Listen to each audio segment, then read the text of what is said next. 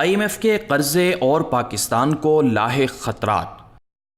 تحریک انصاف حکومت پاکستان میں معاشی مسائل کے حل کے لیے ایک طرف IMF سے مذاکرات کر رہی ہے تو دوسری طرف وزیر اعظم عمران خان دوست ملکوں کے دورے کر کے پاکستان میں سرمایہ کاری پر انہیں قائل کر چکے ہیں۔ تاہم وزیر خزانہ اسد عمر کا کہنا ہے کہ معاشی مسائل کے حل اور کرنٹ اکاؤنٹ خسارہ دور کرنے کے لیے IMF سے قرضہ لینا ناگزیر ہے، لیکن ان کا یہ کہنا ہے کہ IMF سے یہ چھٹا اور آخری پیکج ہوگا جو تحریک انصاف حکومت لینے جا رہی ہے۔ اس کے بعد پاکستان کے معاشی مسائل اور قرضوں کا مسئلہ حل ہو جائے گا۔ IMF کے ساتھ حالیہ مذاکرات کے بعد وزارت خزانہ سے جاری اعلامیے کے مطابق IMF وفد نے 7 نومبر سے 20 نومبر تک پاکستان کا دورہ کیا اور اس دوران مذاکرات میں ترقی اور کاروبار کا ماحول دوستانہ بنانے اور غربت کم کرنے کے لیے اخراجات پر بات ہوئی۔ IMF کے وفد نے وزارت خزانہ،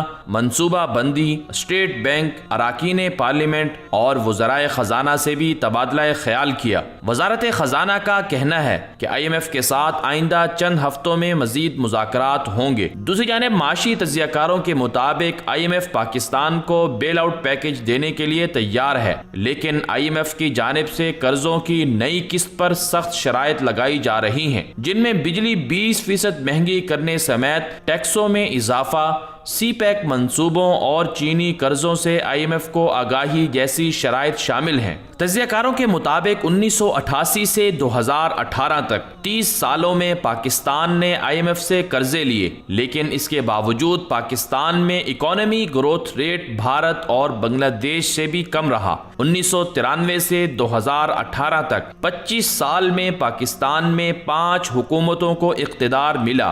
ہر حکومت نے یہی کہا کہ پاکستان کو معاشی مسائل کا سامنا ہے، لہٰذا IMF سے قرضہ لینا بہت ضروری ہے۔ ہر حکومت نے قوم کو یقین دلایا کہ یہ IMF سے آخری پیکج ہوگا، لیکن یہ دعوے محض دعوے ہی رہے۔ تجزیہ کاروں کے مطابق جب تک پاکستان اندرون ملک سے شفافیت کے ساتھ ٹیکس وصول نہیں کرے گا اور سالانہ 12 ارب ڈالر سے زائد کی منی لانڈرنگ نہیں روکے گا، تب تک پاکستان میں معاشی مسائل حل ہوں گے اور نہ ہی پاکستان IMF سے چھٹکارا حاصل کر پائے گا۔